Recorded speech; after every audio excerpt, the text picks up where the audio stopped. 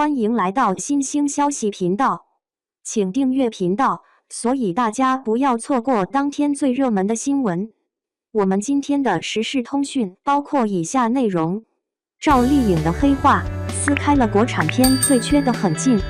清明节档期向阳，花稳居国产电影票房榜首。这部由冯小刚执导、赵丽颖主演的电影如预期一般，在口碑和票房上实现了双收。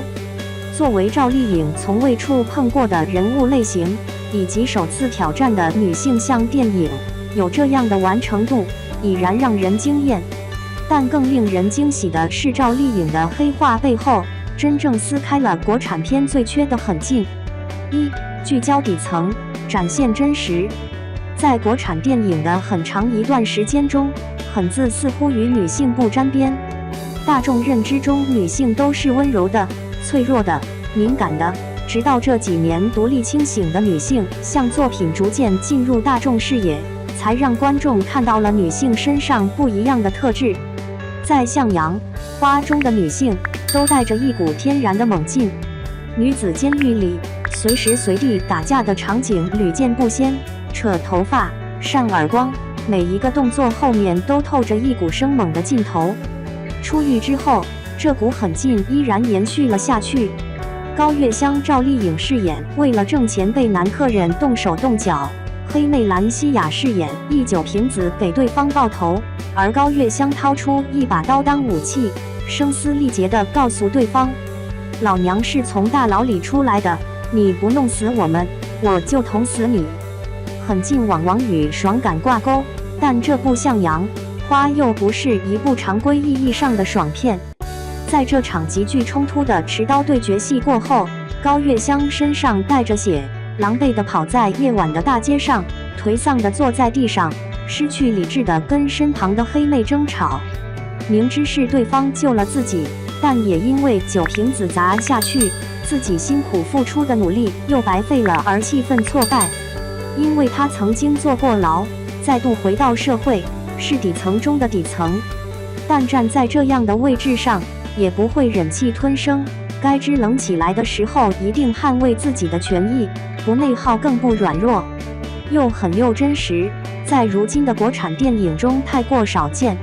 二、拼尽全力扎根，直面困境求生。故事的设定本身并不复杂，高月香、黑妹等人都是有过犯罪前科的人，进监狱后重新回到社会将如何生存，就是影片的最大看点。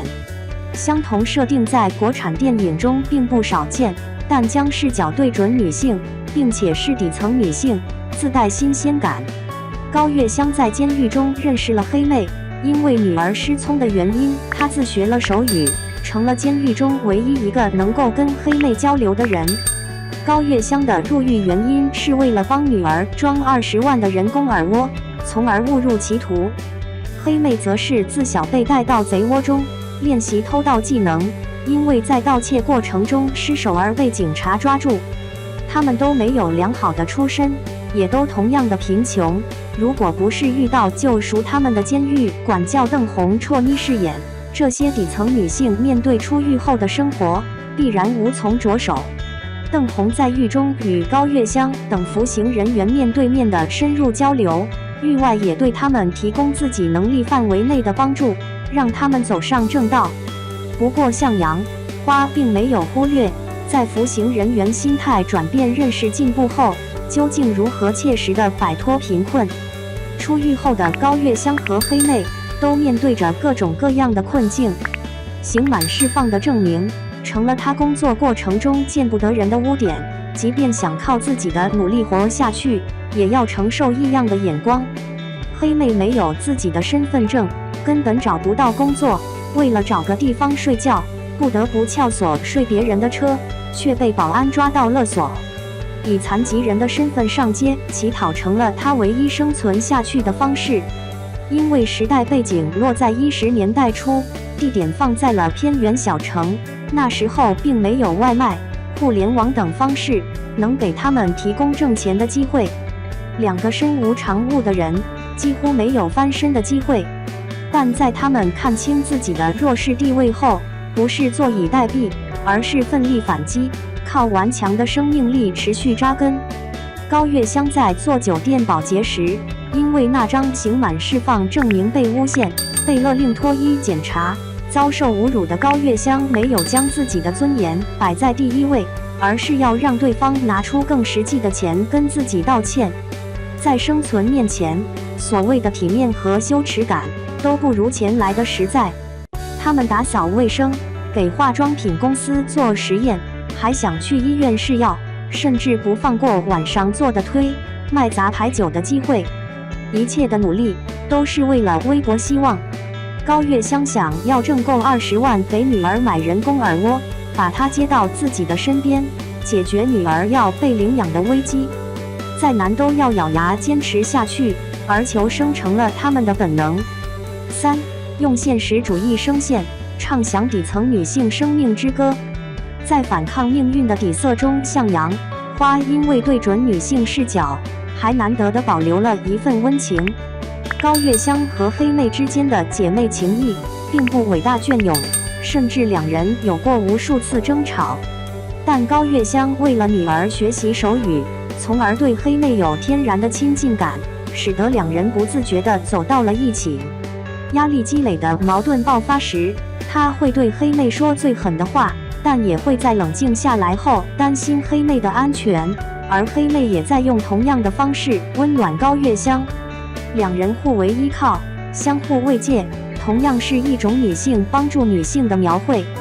在现实社会中，女性本就有太多个体处于底层，而向阳、花选择的这些底层中的底层角色，更是让人深感同情的弱者。但聚焦这一群体，却不只讲他们的惨，而是展现了他们不甘沦落的勇气和搏命。影片中的黑妹看似是聋哑人的设定，但实际上她是可以说话的。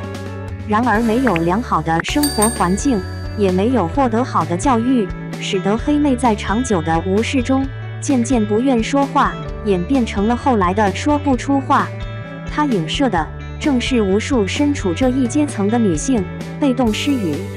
影片用现实主义的声线，唱响了属于底层女性的生命之歌。她们自身虽弱，但心中却存有那份良善，在尘埃中开出花来，在瑕疵的生命中渐渐寻找幸福。每个拥有韧劲的人，都值得更完美的人生。这一次向阳，花打开了不一样的女性视角。